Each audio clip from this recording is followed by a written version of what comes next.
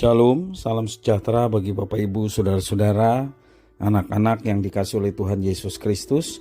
Berjumpa kembali bersama saya Pendeta Eka di dalam renungan firman Tuhan pada hari ini, hari Selasa 3 Januari 2023. Sukacita dan damai sejahtera dari Tuhan Yesus kiranya terus menyertai hidup kita sekalian, yang pastinya mendatangkan kebahagiaan. Puji nama Tuhan.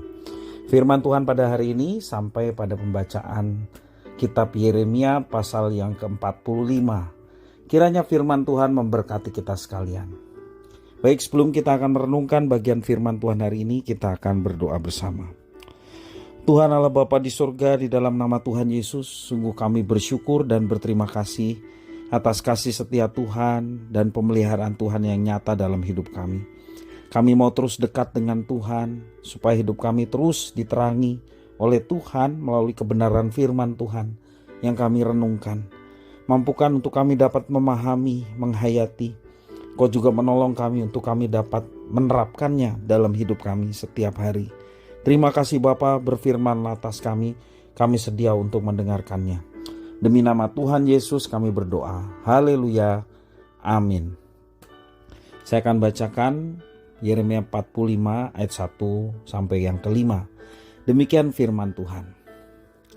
Firman yang disampaikan oleh Nabi Yeremia kepada Baruk bin Neria waktu Baruk dalam tahun keempat pemerintahan Yoyakim bin Yosia, Raja Yehuda, menuliskan segala firman tersebut dalam sebuah kitab langsung dari mulut Yeremia. Beginilah firman Tuhan Allah Israel tentang engkau, hai Baruk. Oleh karena engkau telah berkata, celakalah aku sebab Tuhan telah menambahkan kedukaan kepada penderitaanku. Aku lesu karena keluh kesahku dan aku tidak mendapat ketenangan. Maka beginilah firman Tuhan, sesungguhnya apa yang kubangun dan kuruntuhkan, dan apa yang kutanam dan akan kucabut, bahkan sekalipun seluruh negeri. Masakan engkau mencari hal-hal yang besar bagimu sendiri? Janganlah mencarinya. Sebab sesungguhnya aku mendatangkan malapetaka atas segala makhluk, demikian firman Tuhan. Tetapi kepadamu akan kuberikan nyawamu sebagai jarahan di segala tempat kemana engkau pergi. Bapak Ibu Saudara-saudara yang dikasihi oleh Tuhan, apakah kita pernah mengalami yang namanya kekecewaan? Pastilah kita semua pernah mengalami yang namanya kecewa. Namun tingkat kekecewaan tersebut tergantung pada seberapa tinggi kita berharap. Berharap kepada sesuatu, kemudian apa yang kita harapkan tidak terjadi, sehingga kita menjadi kecewa. Makin tinggi harapan yang kita miliki, makin besar kekecewaan kita ketika harapan itu tidak menjadi kenyataan. Ternyata hal yang sama juga dialami oleh Baruk dalam teks firman Tuhan yang kita baca tadi. Ia berseru, celakalah aku sebab Tuhan telah menambahkan kedukaan kepada penderitaanku. Ayat yang ketiga. Baruk sangat tertekan karena segala nubuat Tuhan yang telah ia tulis setelah Nabi Yeremia mengucapkannya akan segera terjadi. Hukuman Tuhan akan segera datang. Apalagi sebelumnya ia telah kecewa karena Raja Yoyakim telah membakar gulungan hasil dari apa yang dia tulis. Di dalam Yeremia pasal 36 ayat yang ke-32, Yoyakim membakar gulungan kitab yang ditulis oleh Baruk berdasarkan perkataan Tuhan melalui Yeremia. Di dalam ayat yang kelima juga tertulis, masakan engkau mencari hal-hal yang besar bagimu sendiri? Janganlah mencarinya. Itulah teguran Tuhan atas keluh kesah dari seorang Baruk. Hal ini menunjukkan bahwa Baruk harus menerima kenyataan akan penghukuman yang dahsyat kepada bangsa Israel dan juga bangsa-bangsa di sekitar Israel yang tidak dengar-dengaran akan firman Tuhan. Dan hukuman itu terjadi oleh karena sudah habis waktunya Tuhan bersabar atas dosa semua bangsa.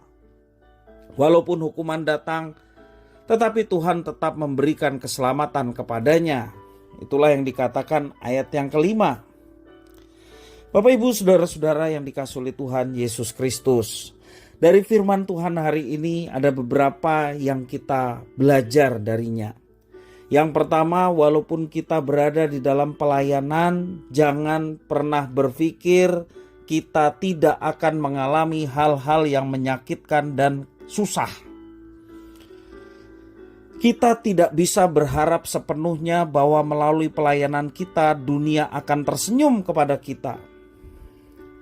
Itu yang pertama. Dan yang kedua, jika kita tidak berbuat salah di sepanjang pelayanan kita, maka jangan kita mundur dari pelayanan walaupun ada kesusahan, walaupun ada kesedihan, dan juga ada rasa sakit yang datang kepada kita. Sebab akan datang pertolongan Tuhan tepat pada waktunya kepada orang yang tetap melayani Tuhan. Pertolongannya akan datang dengan berbagai macam cara. Dan yang ketiga, ingatlah bahwa dalam pelayanan Tuhanlah yang harus disenangkan. Artinya pelayanan yang kita lakukan bukan untuk mencari kesenangan diri sendiri atau memenuhi kebutuhan diri sendiri. Sebab itu kita harus selalu mengandalkan Tuhan dalam setiap pelayanan kita supaya kita dapat menyenangkan hati Tuhan dan tidak menjadi kecewa ketika pelayanan kita mendapatkan respon yang tidak baik. Sekali lagi, selagi kita benar, sepanjang kita melakukan yang tepat dan benar sesuai dengan rencana Tuhan dalam pelayanan, maka jangan pernah sedikit pun mundur dari pelayanan. Walaupun tantangan sedemikian berat. Demikian juga jangan kita pernah berpikir dalam pelayanan akan selalu mengalami hal-hal yang menyenangkan. Belum tentu. Kadang-kadang juga mengalami hal yang menyakitkan dan kesusahan. Tetapi percayalah, di dalam pelayanan kita senantiasa bersandar dan berharap kepada Tuhan. Bukan untuk mencari kesenangan kita, tetapi untuk kesenangan Tuhan. Dan percayalah, ketika Tuhan disenangkan, Dia sumber segala berkat yang akan menuntun, menyertai, memberkati kehidupan kita.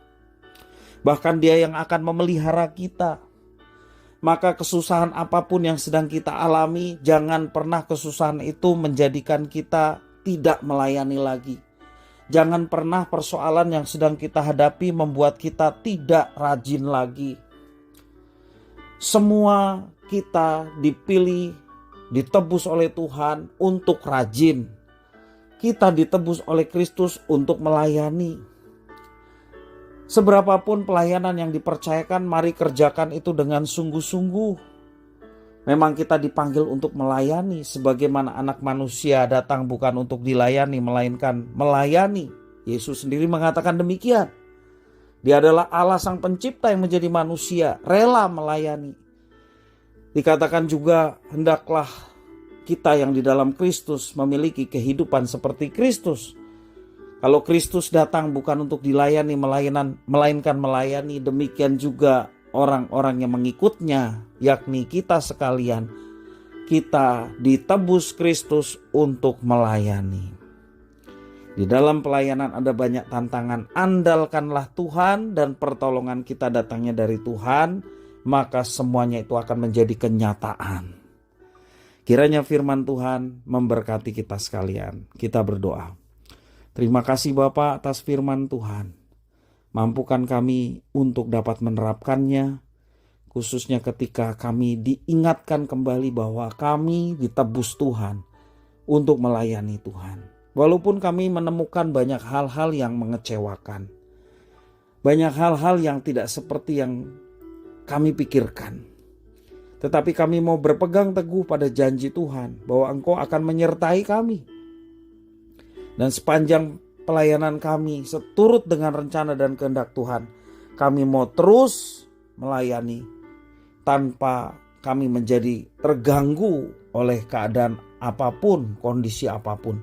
Karena bersama dengan Tuhan kami diberi kemampuan dan kekuatan. Terima kasih Bapa, inilah diri kami. Kami sedia untuk melayani Tuhan. Demi nama Tuhan Yesus kami berdoa. Haleluya. Amin.